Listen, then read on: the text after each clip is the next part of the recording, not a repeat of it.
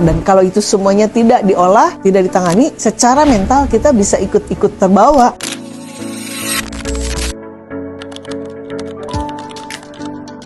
Ya, banyak emang problemnya, tapi kalau saya boleh menyebutkan 3 aja dulu. Nomor 1, itu biasanya mereka merasa kecewa. Karena awalnya mereka punya gambaran yang sangat indah, sangat ideal mengenai masa pensiun. Ternyata saat menjalani tidak seindah itu. Kebutuhan tetap besar, sementara pengeluaran yang tidak terduga mulai banyak. Renovasi rumah kah? Anak harus sidang atau masih kuliah? Nah, itu kadang-kadang membuat mereka kebingungan menatanya. Yang kedua adalah rasa kurang bermakna. Karena kan perubahan. Biasanya ngantor, sekarang misalnya merintis bisnis, lalu nggak ada hasilnya, jadi kurang bermakna. Biasa ke tempat kerja, sekarang jadi membantu keluarga atau menemani anak atau ngobrol dengan teman, dan itu rasanya kayak kurang bermakna, kurang produktif, sehingga kurang puas terhadap pencapaiannya. Dan yang ketiga adalah memang belum punya arah, belum punya sasaran, punya tujuan mau ngapain gitu. Jadi banyak waktu akhirnya terbuang dan itu menurunkan motivasi diri. Jadi itu 3 masalah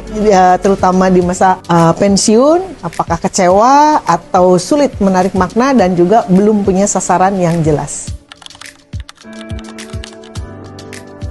Yang pertama, mereka harus mengenali diri dengan lebih baik. Karena kalau saya perhatikan ya, di masa pensiun itu minimal ada 4 pilihan. Apakah memang kita mau menikmati hidup, bersantai, misalnya ya, bersosialisasi, bepergian, aktif secara sosial, atau kedua, mau coba buka usaha, berwirausaha. Yang ketiga, bisa juga kita kembali ke profesi kita dan akhirnya mengembangkan keahlian-keahlian yang akan dihargai sekalipun usia kita bertambah tapi tetap dihargai, seperti menjadi guru, dosen, psikolog, atau ahli yang terampil dalam sesuatu ya, kayak penjahit, teknisi yang mampu menservis peralatan. Itu kan semakin bertambahnya usia mereka semakin dihargai. Dan yang keempat, kalau memang mereka masih tetap butuh struktur, butuh kebiasaan kerja yang rutin, ya mungkin mereka lebih baik minta dikaryakan kembali atau melamar di tempat kerja yang mirip-mirip dengan tempat kerja yang sebelumnya. Jadi kenali diri, kita mau kebelokan yang mana. Lalu yang kedua, kalau dari psikologi sih ternyata yang terbukti membantu kesejahteraan mental adalah pengolahan aspek sosio dan emosi yang bagus. Maksudnya sosio emosional itu kita punya temen yang emang satu klik sama kita, satu circle gitu ya, frekuensinya sama. Lalu kita juga masih aktif ketemu orang sehari-hari, itu sosial. Sungguh-sungguh yang memang kita cocok ya. Kalau temennya nggak cocok mah tinggalin aja, ganti sama teman lain yang memang bikin hati nyaman dan rasa aman. Lalu kalau sisi emosi, ya kita mampu menerima diri, mengolah perasaan. Kadang suasana hati memburuk, tapi kita percaya nanti baik lagi. Dan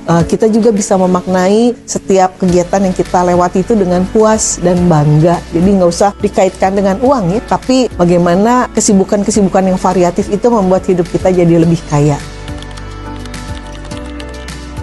Ya, penting. Ada banyak perubahan yang terjadi saat kita masuk ke masa pensiun. Biasanya kerja setiap hari, ada kemungkinan ke depannya tidak serutin itu kesibukannya. Biasanya dapat gaji yang pasti setiap bulan dengan besaran yang sudah biasa kita terima. Sesudah masa pensiun ada kemungkinan enggak sebesar itu dan juga tidak serutin itu. Belum lagi dari sisi fisik kita juga udah mulai turun ya, penyakit-penyakit mulai keluar. Dan kalau itu semuanya tidak diolah, tidak ditangani, secara mental kita bisa ikut-ikut terbawa, jadi mudah depresi, mudah tidak semangat, dan akhirnya apatis. Nah, itu memunculkan banyak permasalahan di masa tua kita. Jadi penting untuk kita menyiapkan mental, juga perencanaan-perencanaan, kenal pengolahan aspek emosi, pengolahan aspek sosial, sehingga akhirnya sesudah kita lepas dari kesibukan kerja pun kita masih bisa punya kehidupan yang terstruktur, tertata, serta punya arah yang jelas. Mau diisi apa sih umur kita sesudah selesai karya kita di kantor ini.